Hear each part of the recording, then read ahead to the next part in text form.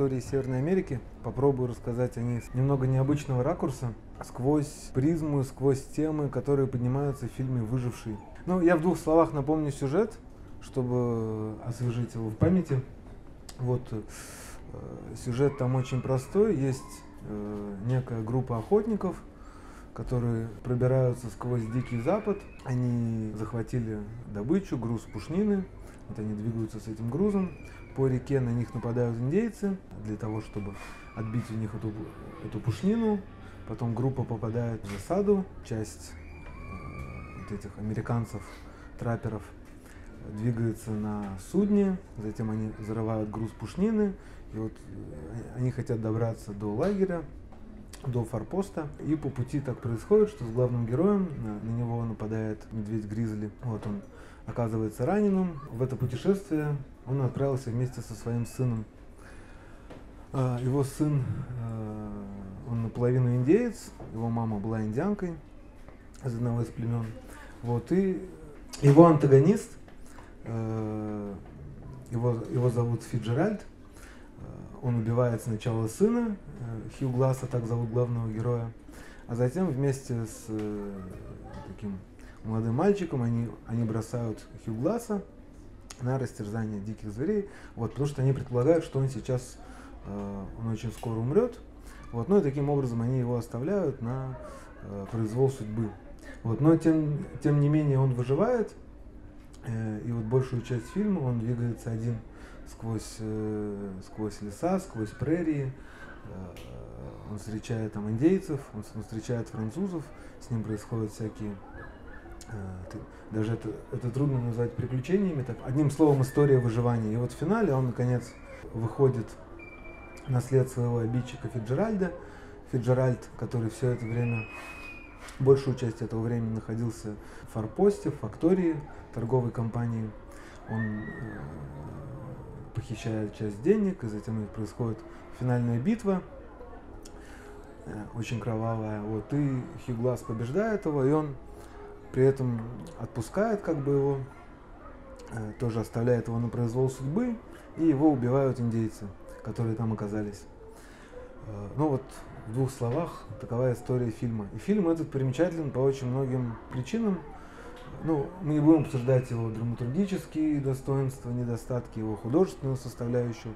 Хотя в художественном плане это очень интересная картина. Она нетривиально снята. Там нет, например, зеленого экрана, как сейчас часто снимают фильмы.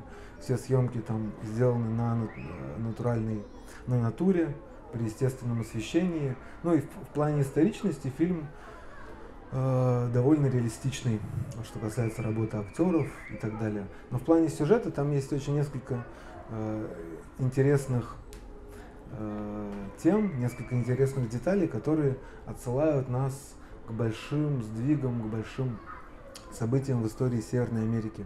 Ну что еще нужно сказать об этом фильме? Он относится к жанру вестерн, хотя это совершенно нетипичный вестерн, потому что вестерны, как мы знаем, вот первая наша ассоциация — это Дикий Запад, там ходят ковбои, там есть коровы, там есть фигуры шерифа, есть плохие и хорошие, есть индейцы и белые, есть бандиты, поезда, там есть грабители банков и так далее. В «Выжившем» ничего этого нету, но он исторически, он, конечно, немного раньше, чем классический вестерн, потому что классический вестерн, он начинается с 1870-х годов и идет вплоть до первых годов 20 века. Ну и появился, собственно, сам жанр вестерна тоже около 100 лет назад. Вот когда закончилась эпоха Дикого Запада, тогда появился уже жанр вестерна. И он сначала появился в литературе, а затем он появился в синематографе, который тогда начинал обретать популярность, и затем стал еще более популярным, и своего расцвета он достиг уже вот в 60-х, 70-х годах. Вот, и «Выживший», он тоже относится вот к категории таких фильмов, но он при этом совершенно нетипичный. Он очень сильно отличается, очень сильно выпадает. Здесь нужно сказать, что у него тоже были литературные и художественные предшественники. Это повесть американская, она называлась «Дикие земли». В ней рассказывалась история этого человека, Хью Гласса. И Хью Гласс — это вообще реальный прототип, реальный персонаж, Это человек, вот, который попал в такую историю. И он, так же как и в фильме, он в одиночку прополз 200 миль сквозь леса, сквозь реки. Вот, и жизненная первооснова этой истории, она абсолютно реальна.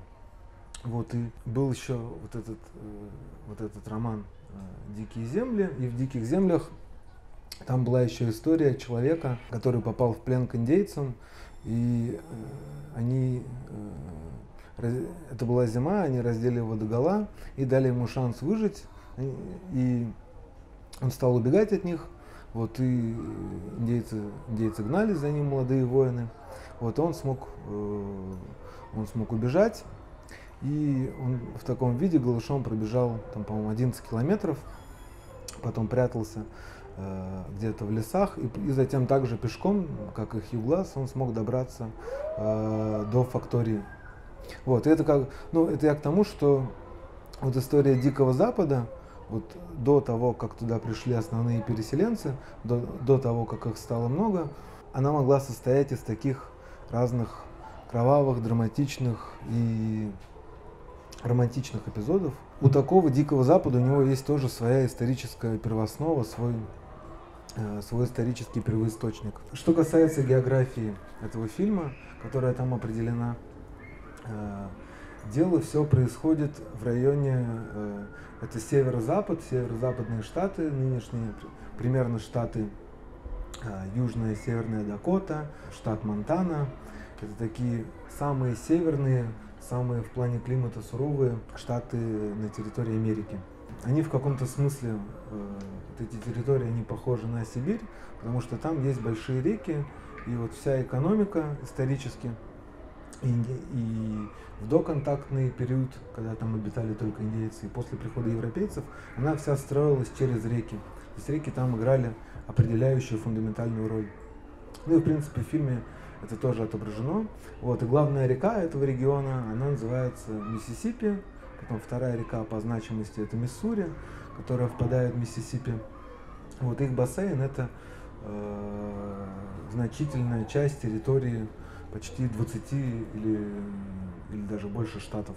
Ну, вообще, вот как устроены штаты в плане географии. Есть восточное побережье, которое было открыто первым, куда высадились англичане, французы, голландцы, испанцы и так далее. Вот эта линия побережья, она очень тонкая. Она где-то несколько десятков километров, где-то несколько сотен. Затем начинаются Апалачские горы, которые проходят через весь континент. Они идут от юга, от Каролины, и они заканчиваются уже в Канаде, в Квебеке. Вот, затем после этого, после гор, начинается территория, которая называется в истории Старый Запад или Старый Северо-Запад.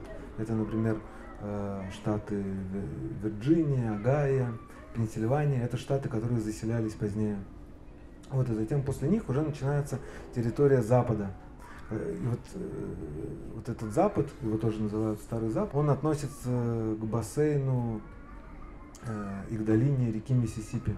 И уже за Миссисипи начинается то, что принято называть Диким Западом. Это все большие штаты, которые образовались позднее всех.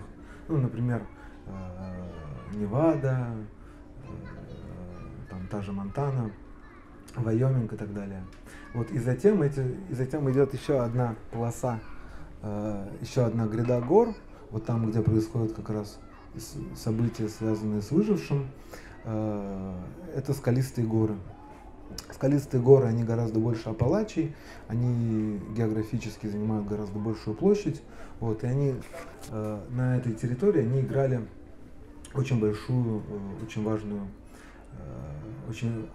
роль. И затем они заканчиваются в Калифорнии, в Орегоне, и там уже начинается линия Тихого океана и западное побережье.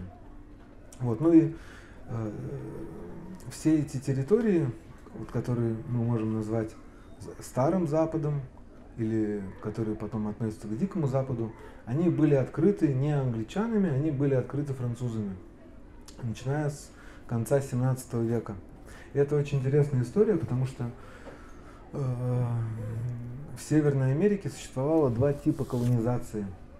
Один из них английский, другой тип французский. И вот французская колонизация, она по очень многим параметрам, по своему характеру, она напоминала колонизацию, продвижение русских в Сибири. С чем она была связана? Ну, вот что касается английской колонизации, то она вся была связана с земледелием. Потому что все английские колонии, они все были переселенческие. То есть люди из британских графств, из Шотландии, из Ирландии, потом из Германии, они ехали в Америку, потому что им не хватало земли в Европе. Им нужна была земля. Вот, и когда туда, в будущие американские штаты, в английские колонии приезжали поселенцы, это касается как и первых поселенцев, так и всех последующих, и главный интерес заключался именно в земле и в земледелии. И раз этим людям нужна была земля, то у этой земли уже, как известно, были хозяева, это были индейцы. Соответственно, отношения с индейцами, они уже складывались соответствующим образом. То есть в очень многих случаях происходили войны, столкновения, всяческие конфликты. Вот, потому что переселенцам была нужна земля. А индейцы не хотели ее отдавать и вынуждены были под наступлением англичан, под наступлением переселенцев, вынуждены были откачевывать и отступать дальше на запад. И это все порождало среди индейцев очень много проблем, очень много войн, потому что, опять же, в глубине континента уже жили многие племена, и те, кого англичане вытесняли с побережья, они уходили туда, дальше, вглубь континента, и, соответственно, возникали новые и новые войны уже между самими индейцами. Вот, и история в дальнейшем сложилась тоже очень тяжело и драматично. Вот, а что касается французской колонизации, то она складывалась и проходила совершенно по-другому. Французы приехали в Новый Свет и основали колонию Францию, Новую Францию, не для того, чтобы заниматься там земледелием, а для того, чтобы получать меха. То есть главный их мотив заключался в мехоторговле. И, соответственно, французам была неинтересна земля, им было интересно получить мех. А проще всего получить мех было через торговлю, через торговые отношения. Поэтому французы очень легко, очень быстро вступали в контакты с коренным населением, очень быстро, очень легко устанавливали дружественные связи. Таким образом, за очень короткое время французы открыли большую часть внутренней Америки. Они фактически за 100 лет пересекли весь континент. И когда туда пришли уже американцы, то они уже увидели там французов, например, в бассейне реки Миссисипи. Но если мы посмотрим тоже на карту Северной Америки, то мы увидим, что очень много названий, например, больших американских городов, они имеют французские корни. Ну, например, есть город в Миннесоте, он называется Сент-Пол. Понятно, что у него французское происхождение. Есть, например, город Детройт, все его знают, знаменитый автомобильный город. Он назывался изначально Детруа. Или, например, есть тоже крупный большой город Сент-Луис, у него, соответственно, тоже французские корни. Есть также, например, самый крупный, самый известный из таких поселений, основанных французами, это Новый Орлеан, Нью-Орлеан, который назывался Новель Орлеан на протяжении 100 лет. В фильме, если вы помните, там тоже есть французы. И они там представлены в очень таком негативном ключе.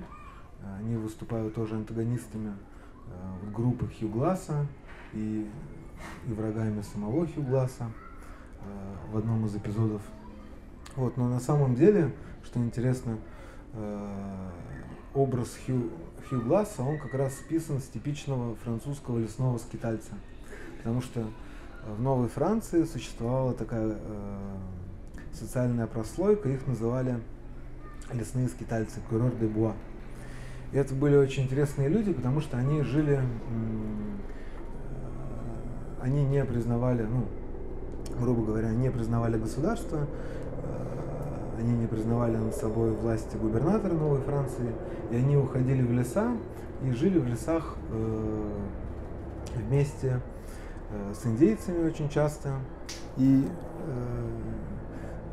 они говорили на индейских языках, они очень легко тоже контактировали, и Это была довольно большая группа социальная, особенно в 17 веке.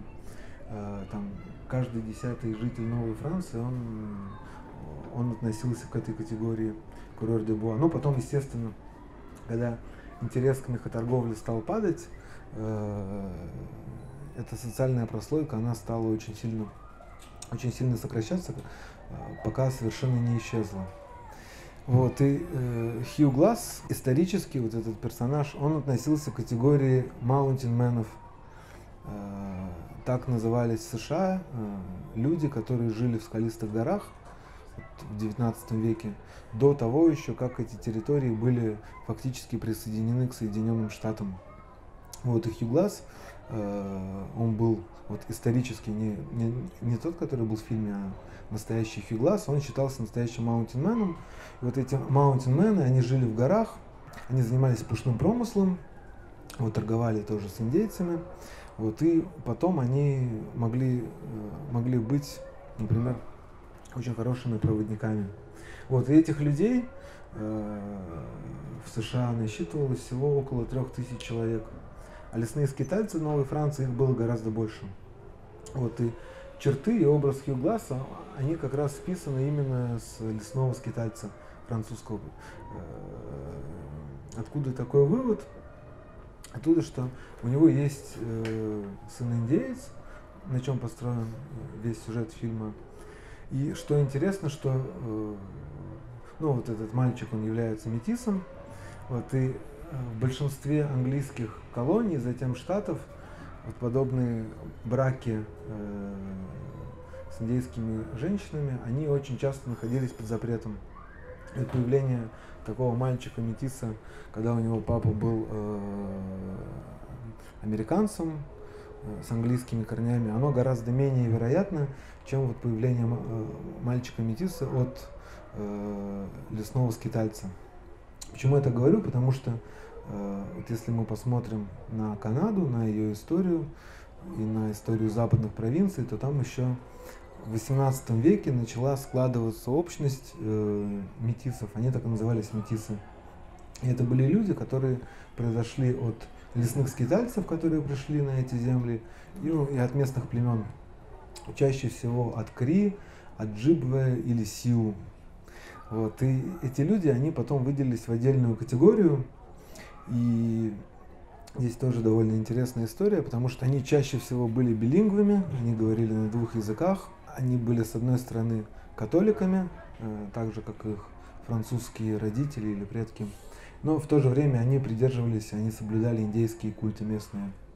Вот, и также они занимались, они опять же объединяли в себе практики, которые были в 2 цивилизациях. Потому что, с одной стороны, многие из них были земледельцами, с другой стороны, многие из них были охотниками на бизонов.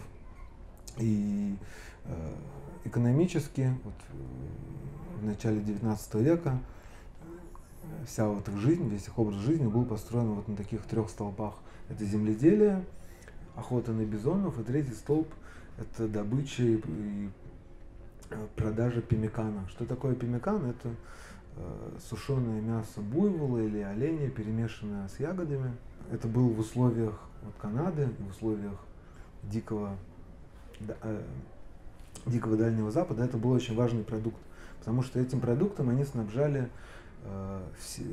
всех добытчиков мехов, мехоторговцев, которые находились вот на окраинах, на форпостах цивилизации в Северной Америке. И даже был случай в 1848 году, губернатор на месте нынешней провинции Манитоба была в свое время маленькая колония Ассинибойна. И вот губернатор Ассинибойна, он в 1848 году выпустил прокламацию о запрете вывоза пеммикана, и это вызвало очень серьезный бунт на территории колонии.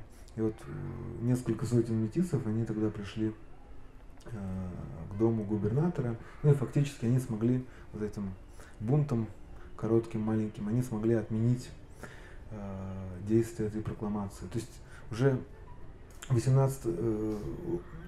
уже в середине 19 века это была такая сплоченная группа, которая отличалась от всех, и от индейцев, и от своих французских предков, и они были отдельной категорией. Вот. А на английских территориях, сначала колониях, затем штатах, такой социальной категории не появилось, она не сложилась. Естественно, были исключения, но они были нетипичны, и эти люди, они никогда в отдельную группу не выделялись, какую-то общность. У них скорее была такая больше индивидуальная, чем коллективная судьба. Что касается самих индейцев, в фильме они представлены очень ярко, они там по сюжету играют очень большую роль, у них приходится большая нагрузка, такая сюжетная. Вот.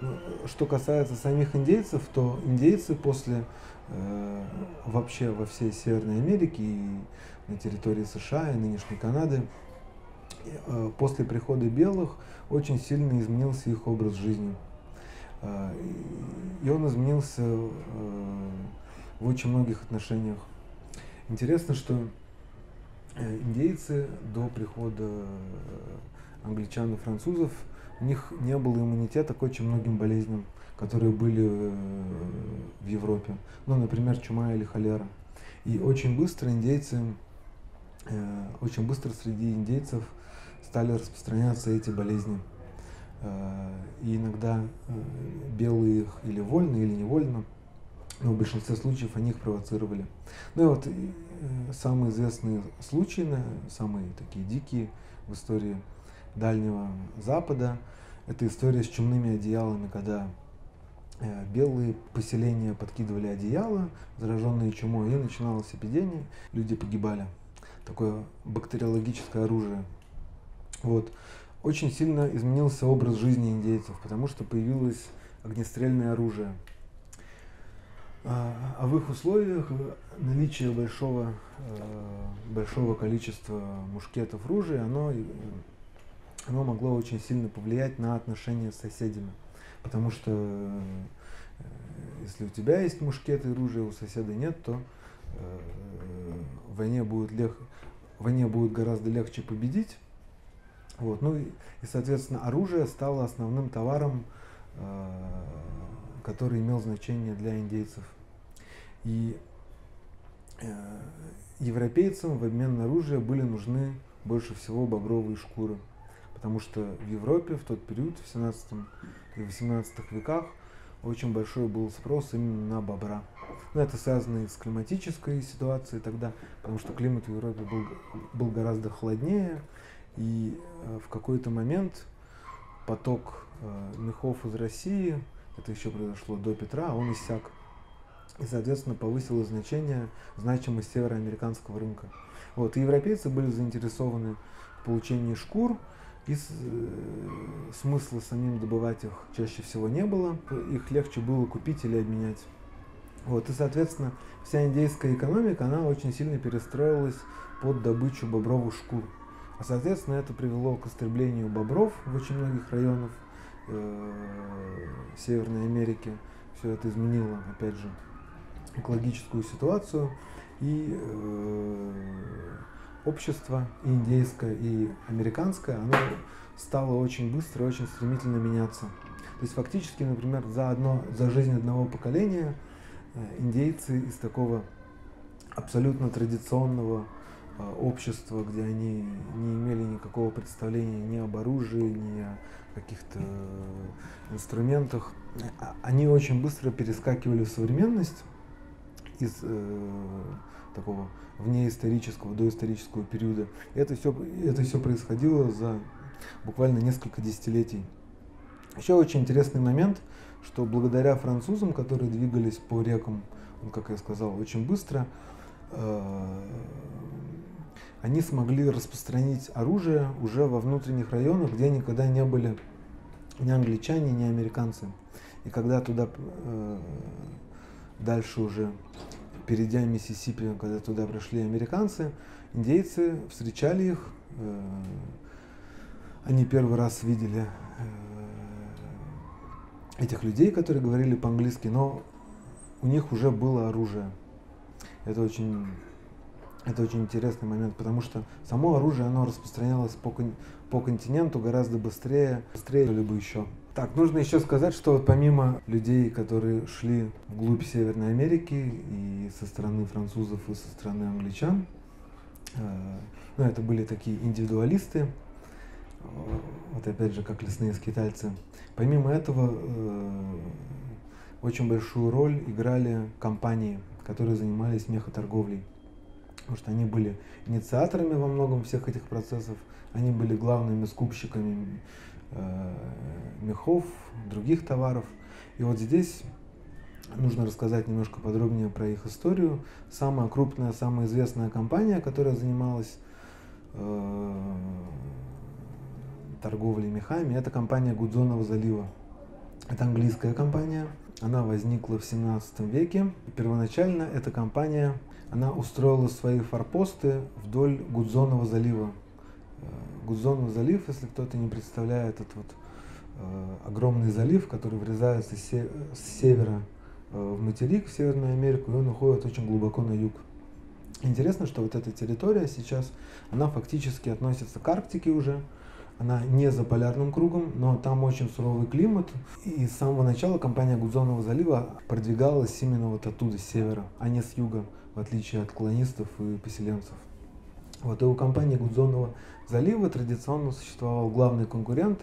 Это компания с канадскими, с французскими корнями, она называлась Северо-Западная компания. Она появилась в Монреале. И компания Гудзонова залива, она отличалась от северо-западной компании тем, что у нее было очень много ресурсов. Ну, во-первых, ее поддерживала британская корона, вот, и у этой компании очень много было бизнес-интересов, и фактически вот территория нынешней, значительная часть провинции Онтарио, почти вся Манитоба, Саскачеван, северо-западные территории, то есть ну, почти треть нынешней Канады, она относилась вся к земле Руперта, так была названа эта территория. Земля Руперта, это, собственно, и были владения компании Гудзонова залива. И у северо-западной компании у нее достижения были гораздо скромнее, и затем компания Гудзонова залива, она подмяла ее под себя. И эта компания, она существовала, начиная с середины 17 века, и она даже формально существует и по сей день, она не распалась. Это был такой сложный, как бы сейчас сказали, бизнес-проект, потому что после того, как в Европе упал интерес к мехам, и они стали заниматься не только мехами, но и многими другими отраслями, например, там, кораблестроением и так далее. Вот. И также еще интересно, что в Соединенных Штатах тоже существовали такие компании, которые занимались добычей и поиском мехов. И вот, собственно, этот сюжет, он тоже отображен в фильме «Выживший». Хью Гласс, он был нанят компанией «Скалистых гор», так она называлась. Это была молодая, очень маленькая компания, которая хотела составить конкуренцию американской меховой компании, так она называлась. Интересно, что штаб-квартира, столица мехоторговцев в Северной Америке, она находилась не на севере, а на юге, в штате Миссури. Миссури — это довольно южный штат. Вот, и там была штаб-квартира американской меховой компании. И эта компания, она очень интересная, потому что это один из первых монополистов и одна из крупнейших компаний вообще в истории Соединенных Штатов. И она просуществовала несколько десятилетий. Ее основателем был Джон Астер, так звали этого человека. И вот Джон Астер, он был одним из, ну, как бы сейчас тоже сказали, одним из олигархов первых американских. Вот, и это была очень влиятельная сила, которая, и лично Джон Астер и его компания, которые могли даже вмешиваться и влиять на политические процессы, особенно в западных штатах. Вот, затем также, если вы помните, в фильме есть несколько эпизодов, несколько такая линия, которая посвящена бизонам. Там вот появляются бизоны. С бизонами тоже отдельная история, потому что бизоны, они населяли, вот там географически есть интересный момент, потому что главный герой, он движется, очевидно, по более южным территориям, которые идут ниже, как бы южнее прерий, а бизоны большей частью они жили в прериях. А прерии это, вот опять же, это Дакота, южная, северная, кусок Монтаны, Миннесота, Манитоба, Саскачеван. А там, по всей видимости, действие происходит или в штате Монтана, или где-то южнее бизонов. Появление бизонов там очень маловероятно. Но при этом в фильме они есть. Понятно, что все это делается для кинематографичности. Но с бизонами тоже связана отдельная история, потому что бизоны, они составляли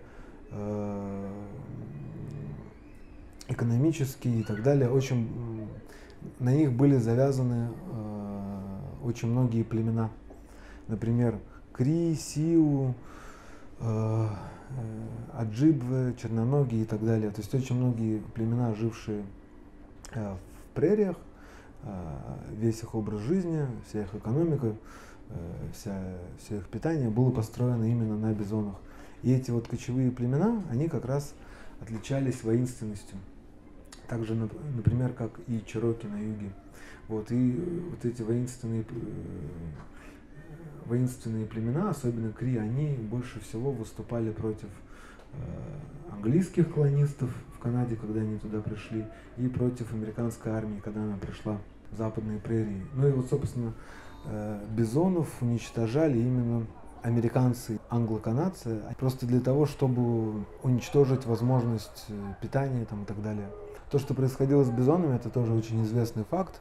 Это в итоге стало такой экологической катастрофой, потому что вот весь природный экологический баланс, он очень сильно изменился. И вот если сначала он изменился на востоке страны, в восточной части, когда там массово истребляли бобров, и они потом исчезли, то потом также все произошло уже на западе, потому что были истреблены и потом исчезли бизоны. И здесь нужно сказать о белых колонистах, потому что на западе, опять же, туда, куда они приходили, очень многое было связано для них не с земледелием уже, а с скотоводством. То есть в Америке действие фильма, судя по всему, происходит в 1820-х годах, где-то начало. И вот это как раз начало развития скотоводчества в Соединенных Штатах, массового такого. И появляются очень крупные ранчо. Ранчо — это не ферма, это совершенно другой тип хозяйства. И в случае ранчо, вот всем вот этим американским скотоводам, они, естественно, использовали преимущество территории, преимущество пастбищ, потому что там было много травы, было много равнин, мало гор. И важным для них условием было то, что на Западе не было дорог и не было возможности эту скотину никак перегонять никуда. И, соответственно, нужно было, чтобы животные передвигались своим ходом. Вот, и главным центром на Западе, где вот такой столицей скотоводов, стал в середине 19 века город Денвер. Тогда это было небольшое поселение, а он потом разросся именно вот на теме, связанной со скотоводством. Вот, и опять же для скотоводов было важно, чтобы на этой территории не было индейцев, которые были настроены враждебно. Вот, а проще всего в этих условиях было индейцев истребить. Вот, но это происходило не там, где происходит действие фильма «Выживший», а несколько южнее, вот, например, на территории Техаса и так далее. Но здесь тоже нужно сказать об индейцах. Еще одно небольшое отступление. Индейцы, о них существует очень много стереотипов, которые есть в культуре, и в американской культуре, и в европейской, и в российской, в какой угодно. Есть такой образ, он называется «благородный дикарь». И этот образ, он появился еще в XIX веке. Несколько американских и канадских литераторов его создали, например, Лонгфелло и так далее. И вот в фильме в какой-то степени этот образ благородного дикаря, он проявляется, он вылезает. А благородный дикарь — это вот по лекалам американской культуры. Это индеец, который он в какой-то мере наивный, он немного как ребенок, но при этом он честный, чистый, у него чистая душа. Вот, и он всегда является таким положительным героем. На самом деле, от индейского общества, как я сказал, оно очень сильно поменялось. После прихода белых изменилась его материальная суть, его материальная основа, и также изменялись отношения. Вот есть такой факт, о котором не так часто говорят. Это, ну, все знают, да, что в Южных Штатах было развито, распространено рабство. Да? Как бы вся основа экономики Юга, да, это рабство.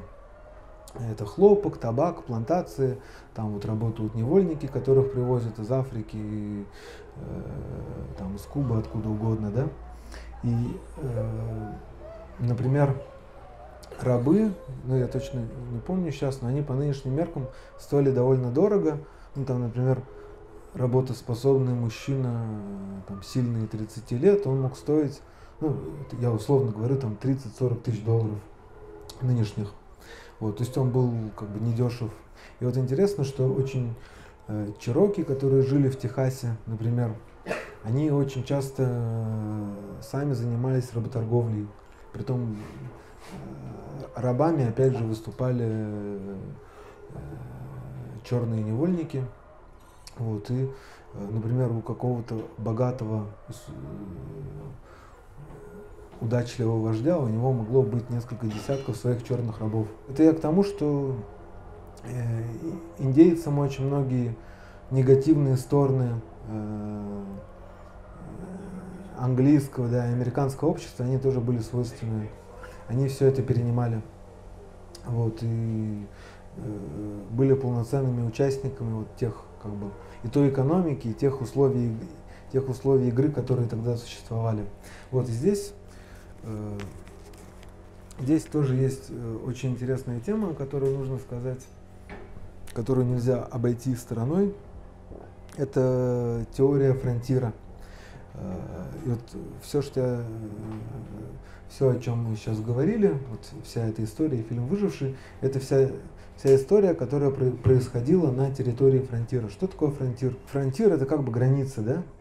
Фронт, фронтир. И вот фронтир — это концепция, которую в начале 20 века изобрел, дошел до нее, наверное, самый знаменитый американский историк Фредерик Тернер. И вот эта концепция, она связана с тем, что когда первые колонисты высадились на берег, у них был фронтир, да, то есть дикость и цивилизация, была определенная граница. И затем граница, потому что приезжали новые люди и так далее, они этот фронтир отодвинули, да, отодвинули дальше, да. То есть, с каждым, ну, условно говоря, там, десятилетием фронтир отодвигался на несколько километров.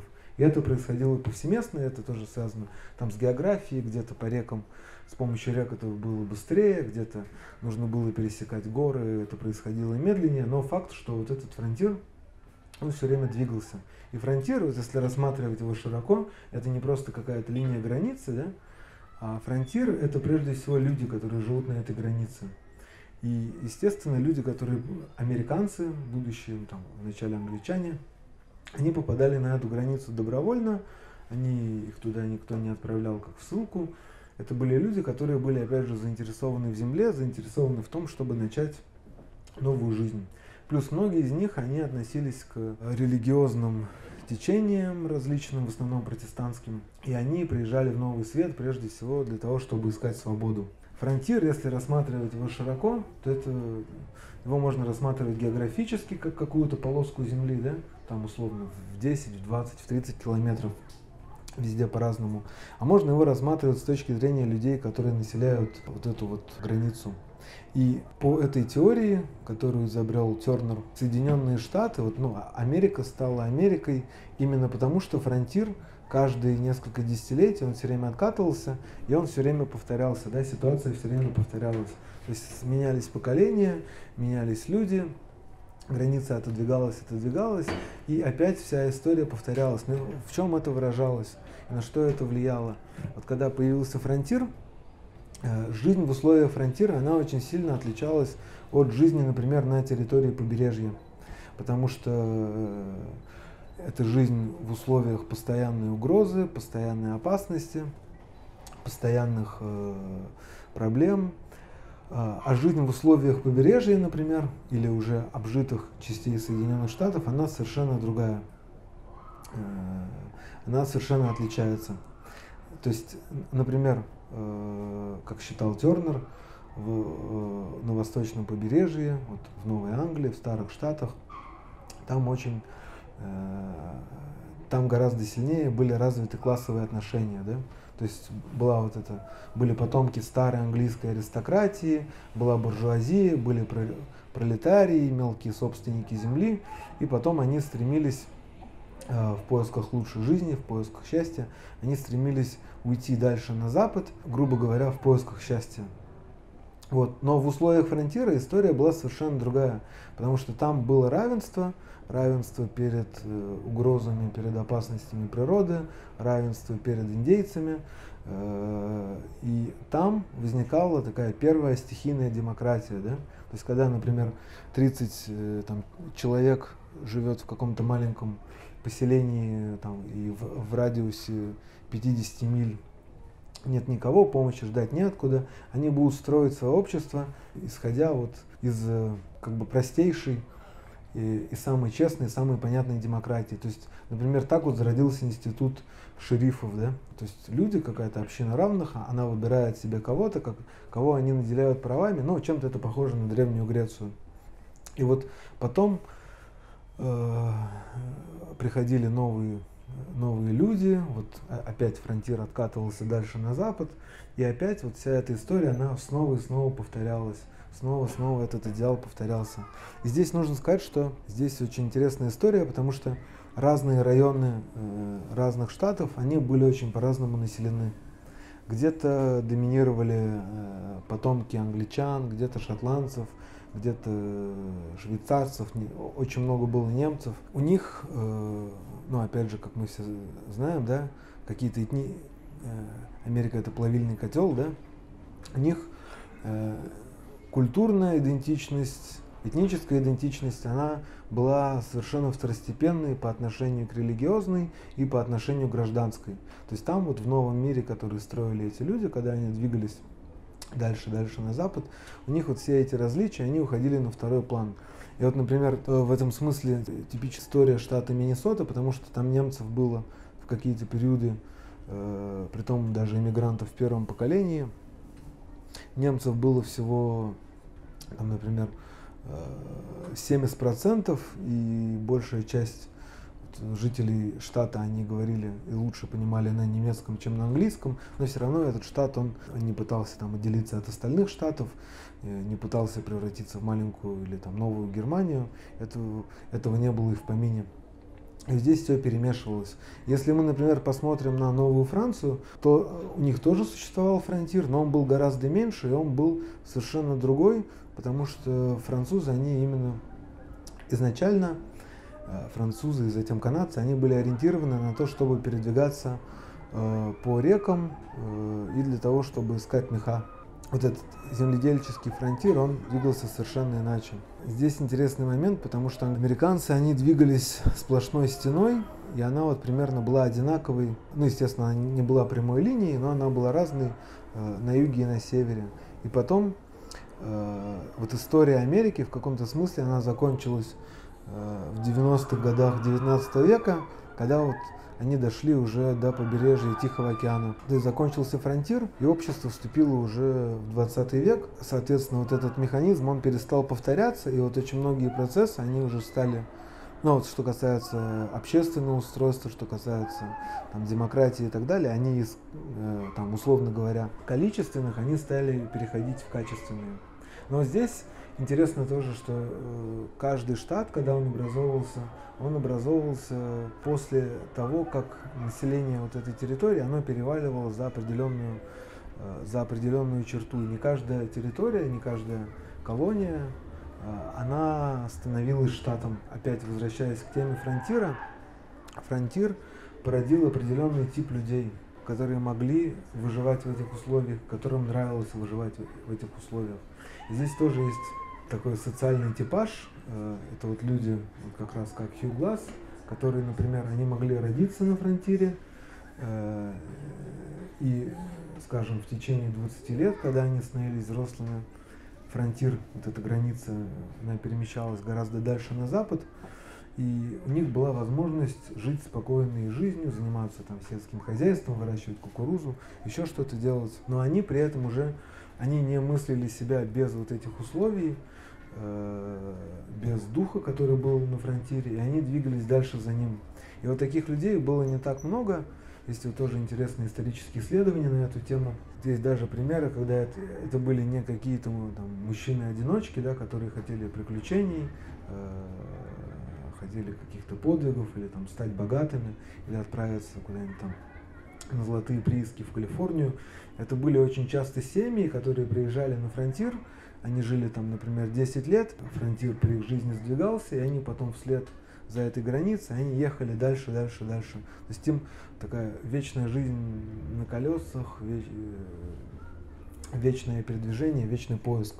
Вот все эти маунтинмены, о которых я сказал, это были такие последние люди фронтира, потому что последние маунтинмены, вот такие как Хью Гласс, они исчезли тоже вместе с фронтиром в 1890-х годах.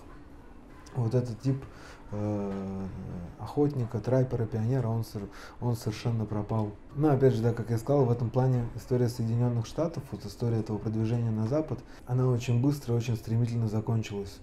Вот. Но она уже развивалась там уже совершенно по другим лекалам, и здесь она была в каком-то плане больше похожа на историю Европы, потому что там уже на первый план в первые десятилетия 20 века стали выходить такие вещи, как, например, развитие промышленности, железнодорожное строительство, урбанизация и так далее.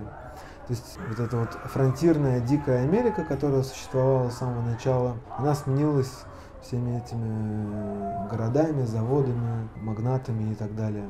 И вот история с вестерном, то, о чем я начал, вот история с ковбоями, она тоже очень быстро исчезла.